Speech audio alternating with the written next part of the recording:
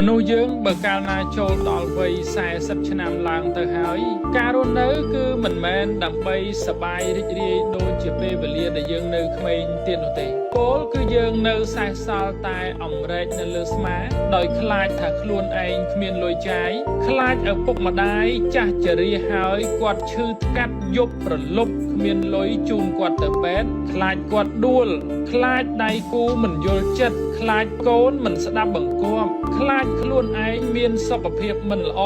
ខ្លាចមិត្តភ័ក្តិដែលមានអាយុប្រហាក់ប្រហែលគ្នាគេមានជីវភាពធូរធារជាងខ្លាចលែងមានកម្លាំងធ្វើការងារកើតក៏លែងមានប្រាក់ចំណូលបន្តទៀតនោះដែរដូច្នេះតន់ខ្លួននៅក្មេងត្រូវប្រឹងធ្វើការងារប្រឹងរកស៊ីព្រោះនៅពេលដែលចាស់ទៅយើងមិនអាចទៅធ្វើការងាររកស៊ីដូចជាក្មេងទៀតឡើយបើយើងប្រហែសនៅពេលដែលយើងនៅក្មេងនោះយើងនឹងលំបាកវេទនានៅថ្ងៃក្រោយនៅពេលដែលយើងចាស់ទៅជាក់ជាមិនខាន